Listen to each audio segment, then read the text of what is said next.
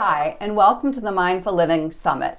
Today, we're going to talk about embodiment, compassion, engaging in world issues effectively and without overwhelm on a whole host of triggers. I'm so thrilled to be here today with Jenée Johnson. Jenée is the Program Innovation Leader for Mindfulness, Trauma, and Racial Healing for San Francisco Department of Health. She leads a unique effort to bring mindfulness into public health practices and programs throughout trauma-informed systems of care initiative. She's the founder of the Right Within Experience, an experiential mindfulness program that reclaims humanity, joy, and well-being for Black people through mindfulness programs and practices. Jenée is a certified professional coactive coach, a coach and consultant with Sankofa Holistic Counseling Services in Oakland, California. She is also a trauma trainer. She is certified by the Search Inside Yourself Leadership Institute to teach mindfulness and emotional intelligence. Jenée, you are amazing. Thank you so much for being here today. Thank you. It's a pleasure. All right, so let's just dive right in. So to start, can you tell us a little bit about mindfulness, trauma, and racial healing, the three areas that you work with? How are all of these related? Yes, well, we are striving as a health department to become trauma-informed and not trauma-inducing by being rigid, numb, reactive, lacking an ability to be relationship-centered. We are realizing, along with many other people across the country, agencies, and in health and education, that 89 to 90% of us will experience trauma in our lifetime. And not only are individuals impacted by trauma, but whole organizations can exhibit behaviors that are trauma-driven, trauma-oriented, trauma-disorganized. And we don't want to be that way. So in 2012, the department took on the initiative to become trauma-informed, to understand how trauma works, how it impacts our workforce and the communities that we serve, and to move towards becoming a healing organization, an organization that is creative, that is empathetic, that is relationship-centered, an organization that recognizes trauma is not destiny, and that really works to meet people where they are and truly be of service in the way that our mission is asking us to be. Where mindfulness comes in, I truly believe that we can't meet the mandate of being trauma-informed without first being mindful, without first learning the keys of self-awareness, self-management, empathy, compassion, that the trauma mandate is actually nested in having mindful culture. And racial healing, well, our issues of racism and racial inequities are at the forefront of our trauma issues because racism is traumatizing. It's actually traumatizing to both white and Black, if you will, because we've both been racialized. And so they all go together synergistically, that if we are going to become healing, we must indeed be mindful and we must indeed develop the skill set that is truly needed to become a racially equitable and anti-racist organization.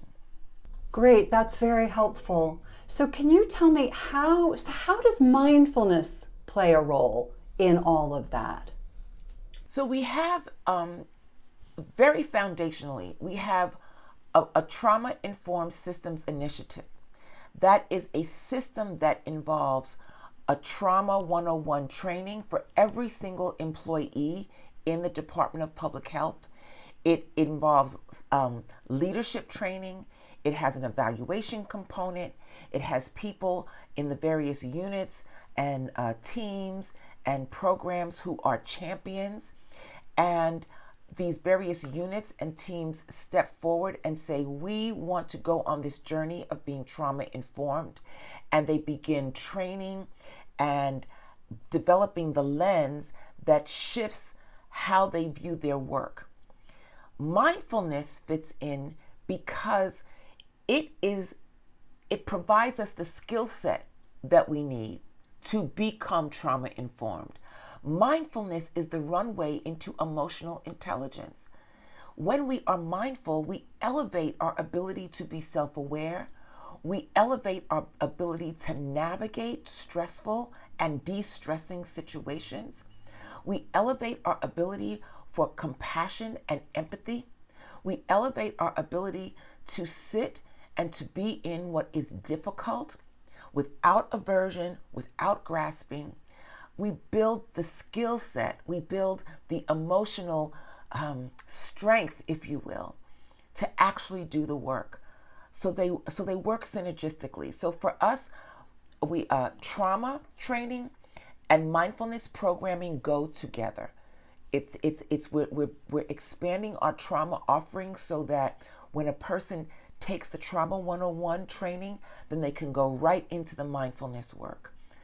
And then you start building the inner resilience and the calm and the balance and the ability to shift, to stay connected to your colleagues during what can be difficult times.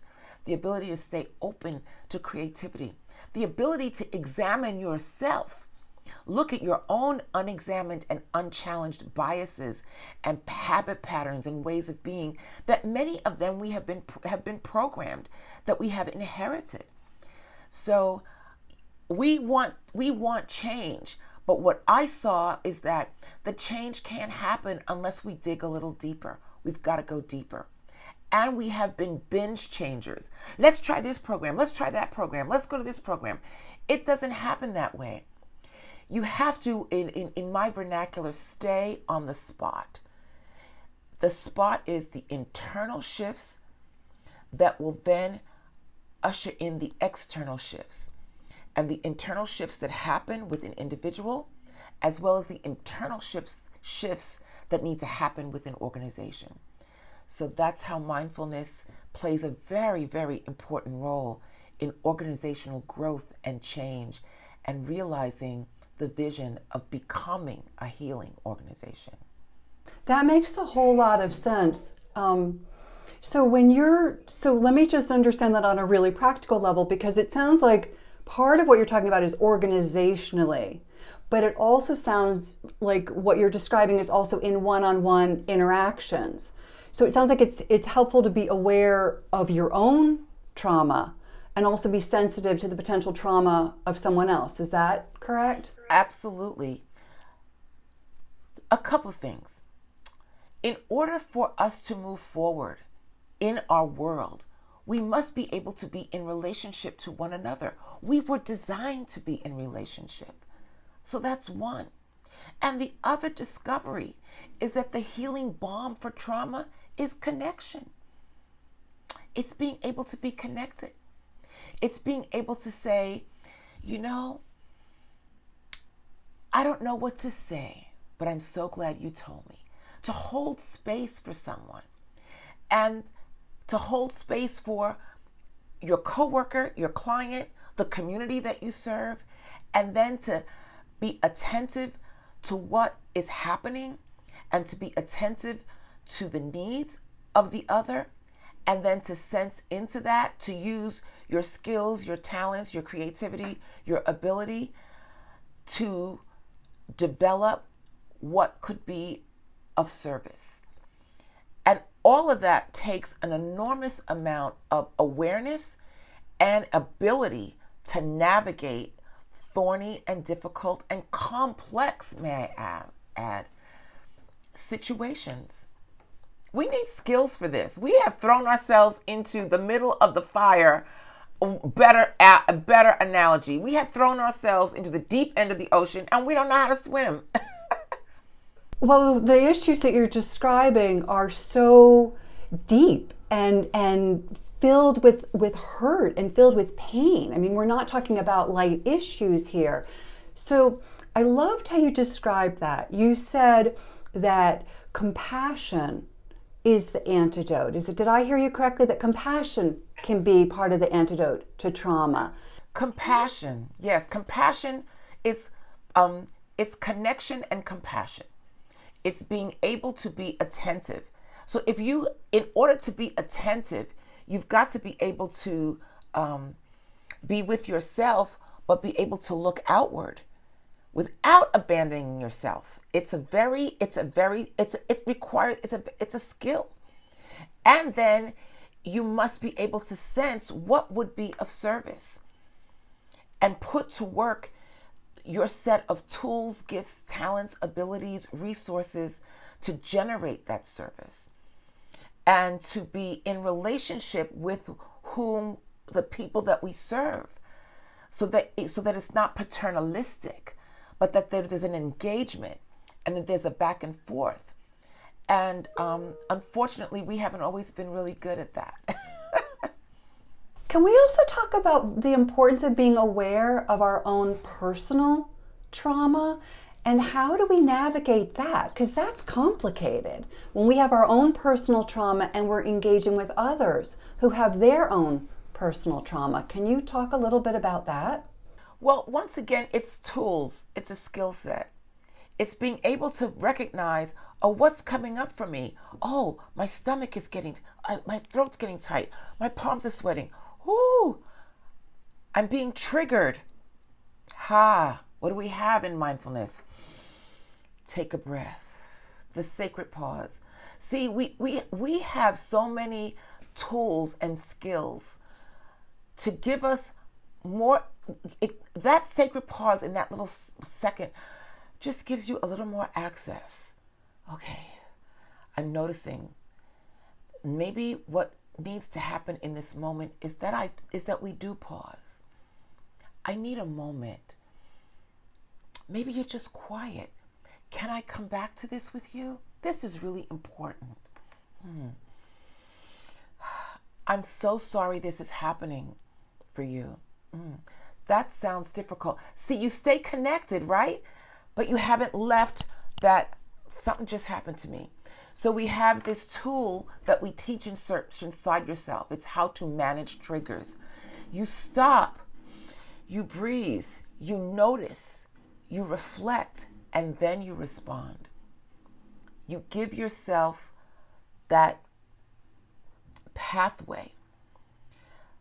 It's self-management, like this is adulting 4.0. This is like, wow, the ultimate in our human beingness. But the thing is that we can do it, and we have the potential and the design for it. We just have to build the skill set. I love how you're describing this, and I'm so grateful for your role modeling those for us, for patterning that, because I think oftentimes we're in such a rush to sort of fill in the blank or answer the question or fill up the silence with some sounds. And what you're describing, I love your sacred pause and the idea of just taking a breath, but also acknowledging the experience that is a shared experience or what someone else is feeling. That's lovely. Thank you very much for sharing that. I want to talk for a second a little bit about the work that you do, the San Francisco Department of Health, and that is in the business of providing services for folks in all sorts of various states of need. So can you talk a little bit about how you have seen mindfulness be helpful in your ability, in the department's ability to be of service? Well, before I came to this department, the Trauma Informed Systems Initiative, I directed the Black Infant Health Program for 15 years, which is a maternal health program that was direct service to women, Black women in the community who were pregnant, parenting infants. And this program is designed to address the health inequity of early Black infant deaths and maternal death. Black babies die at 2 to 3 times the rate of the general population in the first year of life because they're born too soon and too small. Preterm birth, prematurity. And what's underneath that, we're still looking at all the science, but there are social determinants of health. Things like stress, poverty, economic stress, whether you're actually cash poor or not, because Black women who are educated, have family and social support, are still showing up on the radar of having lower or poorer birth outcomes than their white counterparts. So the stress of racism and other social stressors. So in this program, women would come to us for in a group setting. And what I introduced was we called it quiet sitting, that I learned from Dr. Frank Staggers here in Oakland. And quiet sitting is basically meditation. It's a moment for the women to come in with their strollers or with their big bellies full of life and sit down and take that breath. We dim the lights. We might put on some chimes or music or not and take them through a guided moment to arrive. And it's a reset. Lights come on, then we move into lunch and the curriculum. That was a very practical way of bringing mindfulness to a body of clients and teaching them this simple skill that then they could take home with them and use it. Things are getting hectic at home. Take a moment, breathe, reset. About to put the key in the door. Take a moment, collect myself, reset, move forward. Children are a little rambunctious. Okay, everyone, we're going to take a moment. Breathe, reset. See, we can do it for ourselves. We can teach it to our clients. In our meetings now, and our team meetings, we always have a moment to arrive. We begin with a moment of quietness, sitting quietly, drop our gaze, close our eyes, set the timer, and collect ourselves from wherever we've been, whether we're coming in from a commute, from another meeting, coming in from lunch, whatever we're doing. Reset so that we could just be present. Because it's in the quality of our presence that we are able to engage, deliver, access all of my gifts to bring to this situation. And when I know that you're paying attention to me, so much gets handled.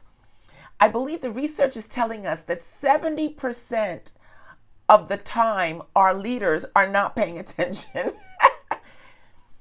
So these little what we call integrated practices are things that you can do to help people manage the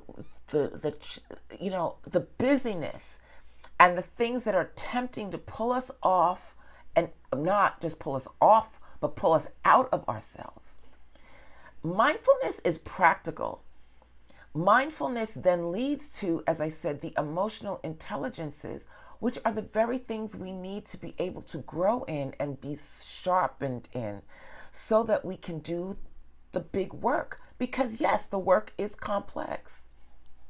That's so beautiful. I love how you provide these, what did you call them, integrated practices? Yes. That's just beautiful. And I love the idea of how transportable that is and how sort of that can just become part of, such a transportable gift that you can give to somebody that they can apply.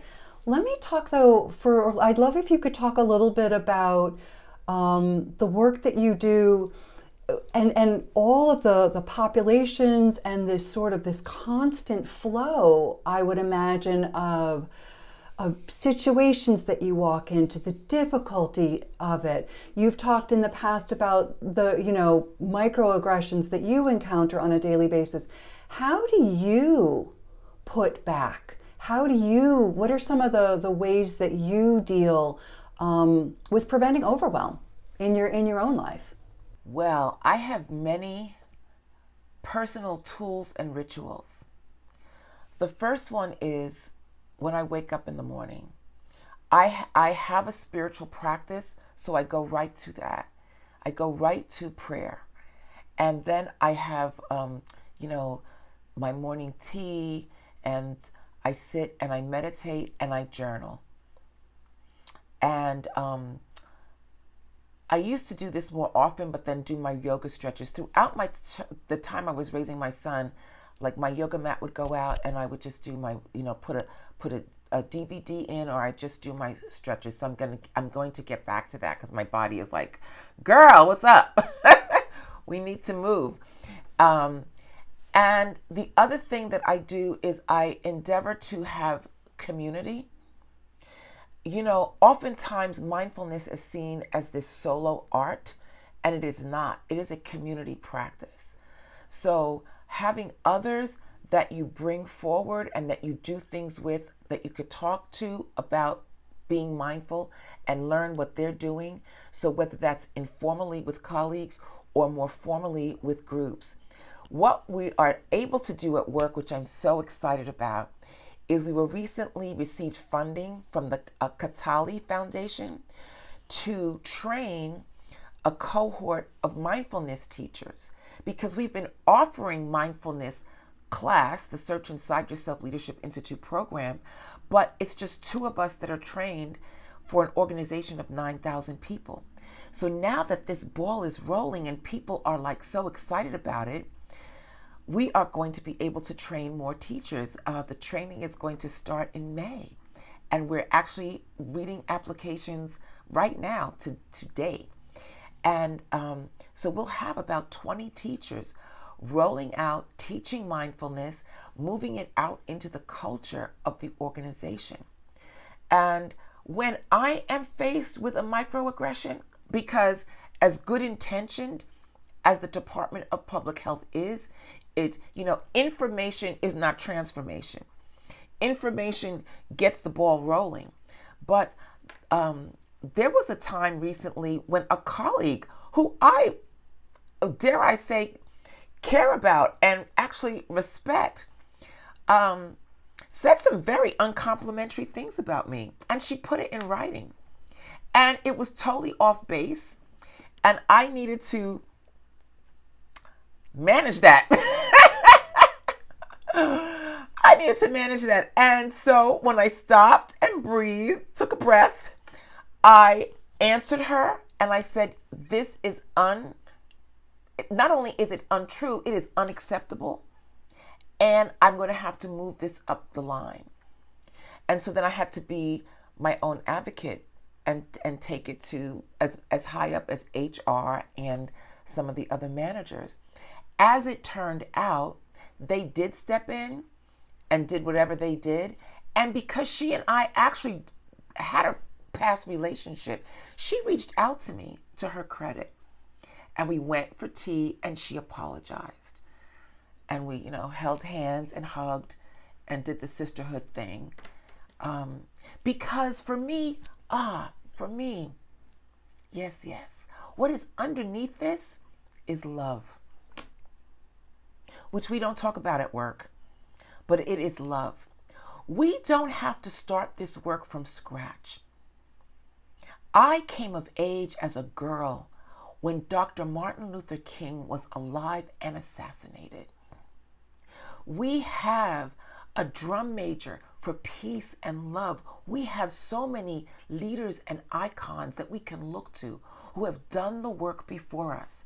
We are not starting at the beginning, like, oh, we got to make this up. We're not starting from scratch. You look at what was given to us. This is what Sankofa means. It means go back and fetch it. Go back and get it. Make the reconnection with the ancestors and take it forward. So I'm here to do my part in my day and time where I am on the human timeline. And then I will hand the baton to my son and the millennials. And I love millennials. And when people talk bad about them, I'm there for you. Because they're the next group and the group behind them. So our job is to grow what has been given us, up level the skill set, and pass it on to the next group. So that's my perspective, and then how I manage myself. But love is what guides me. And love is not a doormat. It can be soft and it could be very fierce. I start my presentations now with, I love you, I love you, I love you. People are like, what is she talking about? The brain cells start, When you're talking about love, just to be really practical, because you said that was informing your conversation with your colleague, were you, and I want to make sure I'm interpreting this correctly, were you saying like that's like I love myself enough to speak up for myself and be heard and be treated appropriately? And or were you also talking about I love my colleague and I want to make sure she understands what I think she needs to understand? It's a combination of both. I love myself, and the love of myself does not need your approval. The love of myself, because I am an imprint of the divine. There's nobody like me. There's nobody else coming like me. There's nobody been like me before. I am a unique expression of humanity. And so I love myself. I care for myself. I steward myself. And if you come to me in a way that is disrespectful, it is the love of myself rises up and says, let me scan for this. What is this about? Because see, inside of racism, what racism does is it renders supreme the white body, and it diminishes the black body as not as human. White is the standard of humanity. Black is inferior. We saw this in our laws. 3/4 or whatever the number was, 3/10 of a person. I mean, your property. So when I love myself, because even though the laws are different, the remnants of that kind of thinking still live. They go unchallenged. So I love myself to say, I am not colluding with this, with your narrative. And I love you enough to tell you, it's not going down like that. So it's the love in the big sense of our common humanity, and it's definitely the love of myself. I love that. Thank you for sharing that. And actually, that's the perfect segue to another topic that I was hoping we could talk about today. Because you've said that mindfulness is needed to engage in the very difficult conversations that we all need to have about racism. Can you talk a little bit about that? The role of mindfulness in those difficult conversations? Well, for one, as people who practice mindfulness, we know the science behind it. We know about neuroplasticity. We know that the brain is malleable, that we have been through our habits, our growing up, we have been programmed, we have been racialized, we have these neurons that have fired together, that have wired together, that have a pathway. But we also know that those pathways can be changed with the introduction of new information and new practices, because what we think, do, and pay attention to begin to change. We make new pathways. We know this as people who practice mindfulness. That's why we do it. That's one of the reasons why we do it. So why this is important to race is because it gives us the tool, a skill in being able to confront those habits of thinking and ways of being that have been patterned that need to change. For white people have a hard time taking a look at their own trauma that goes back as far as the Middle Ages, and the trauma that they have not transformed, they have transmitted worldwide. And for Black people or other people of color, the trauma of victimization and deciding that I am not a victim, that we could step into this conversation with no villain, no victim, everybody's sovereign and gets to choose. Now, if you decide I'm just going to collude with white supremacy, got it, that's your choice. And then I get to say, and I'm not. And I'm not, because internalized oppression has had us collude with white supremacy. Internalized oppression has had us believe the lie that the white body is supreme and that we cater to those preferences. And so my work on this side of the ledger is to continue to unpack and emancipate myself from the lie of how it has impacted me. And on the other side of the ledger, my white brothers and sisters, their job is to also emancipate themselves from the lie that they are in some way supreme. There is only one race. It's the human race. There is no biological descriptor for race. 300,000 years ago, the only human beings on the face of the earth were Africans, were in Africa. And the Africans moved out and populated the world. So when I say that, white people are like, what? Because it's rearranging those brain cells, rearranging that neural pathway. I think one of the other things, Jenée, that you also talk about is that we've all been racialized. Yes. And I think that, I'm assuming part of what you're talking about with mindfulness is bringing the fact that we have all been racialized to the forefront, and so that we can all recognize that. Is that a fair? Absolutely. We all have been in the same soup. The impact of that is different. How it has been acted out and how it has harmed and hurt us is different.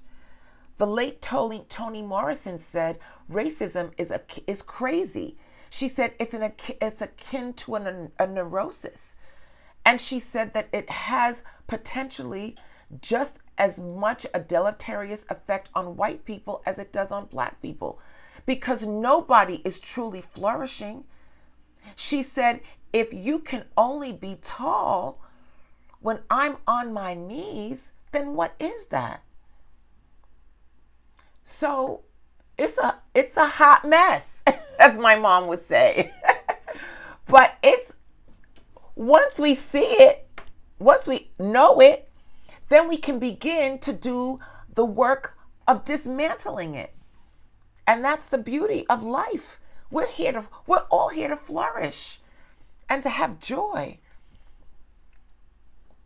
When you're describing this, the weight of racialization that has gone throughout society or exists throughout society, it sounds like part of it is mindfulness, but it also sounds like there's a role for compassion. Can you talk a little bit about that? Compassion, it's always time for compassion.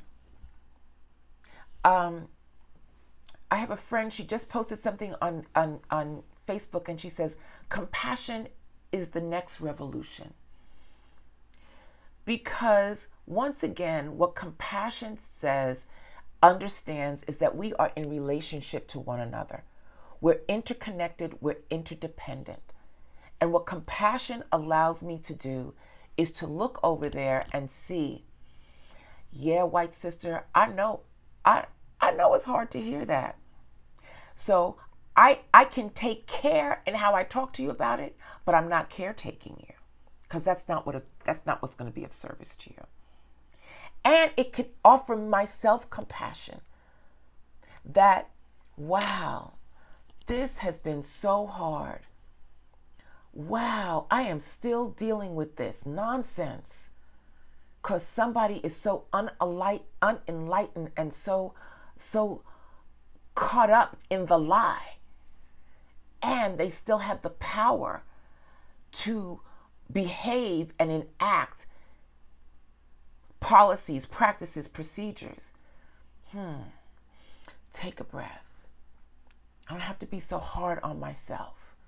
And I don't have to bear this burden alone. It is not mine to carry.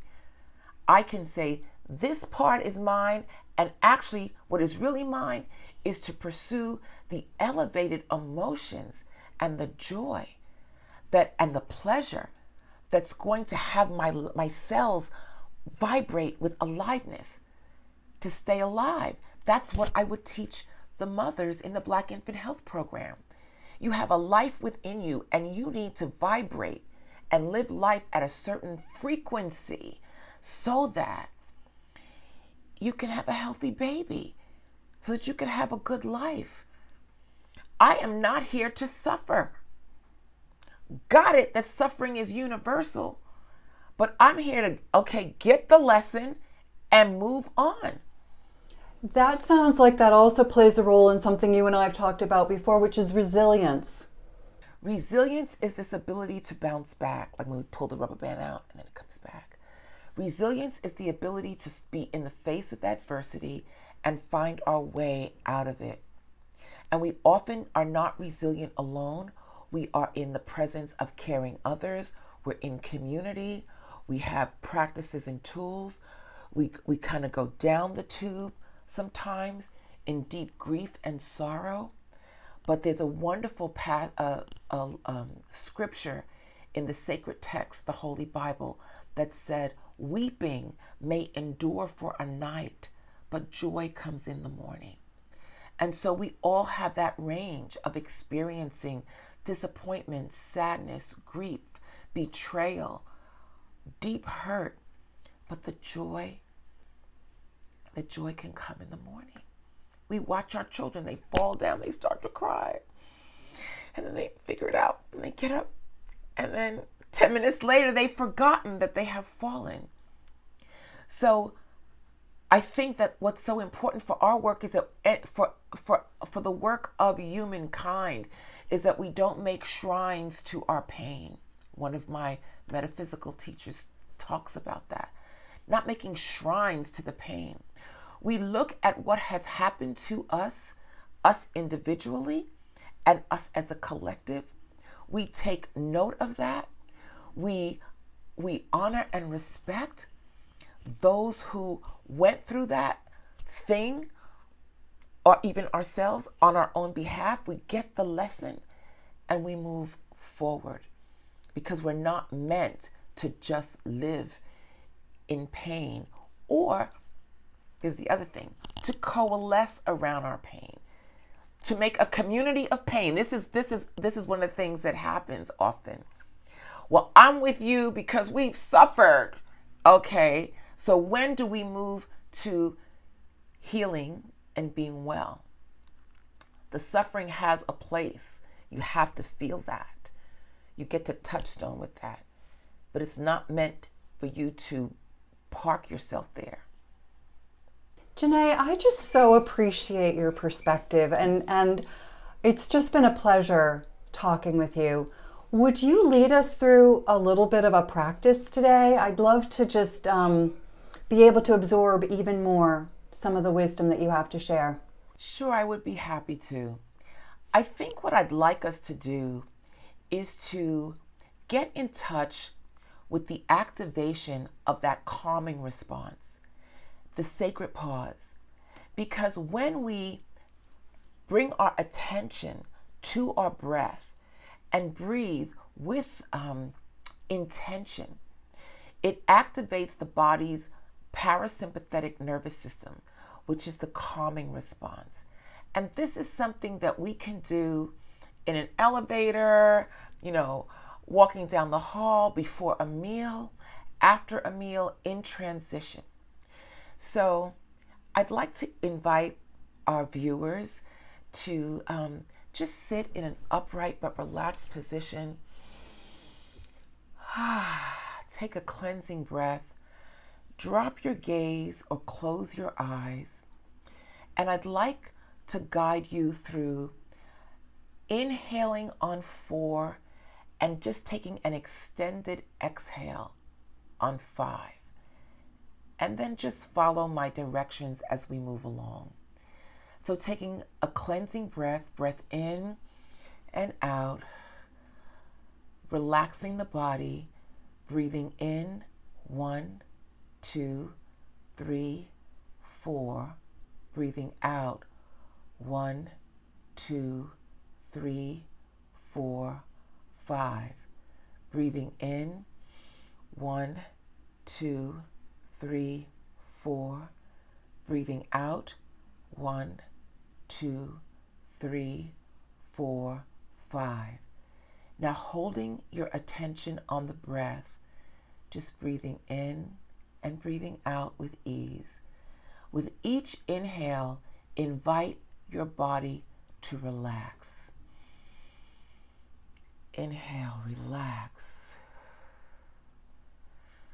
Inhale, relax. Inhale, relax. Staying with yourself, loving yourself, your precious gift of life. There's no one else like you, no one else before you, and there will be no one else like you after you. Breathing in and breathing out. And if you would just let the corners of your mouth turn up in a slight smile, or a big smile if you wish, and put your hand upon your heart. And thank yourself. We made it to this moment today. Relaxing the body and just being in this moment, enjoying your unique and precious life.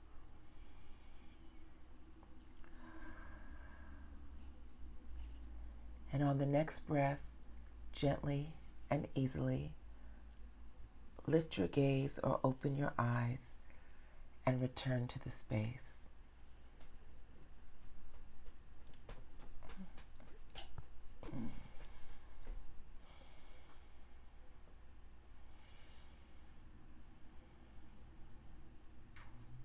I love you. Jenée, I love you. That was beautiful. Thank you so much for everything you shared with us today. Thank you everyone for joining the Mindful Living Summit. Have a beautiful, amazing, gorgeous day. Thank you so much. Thank you.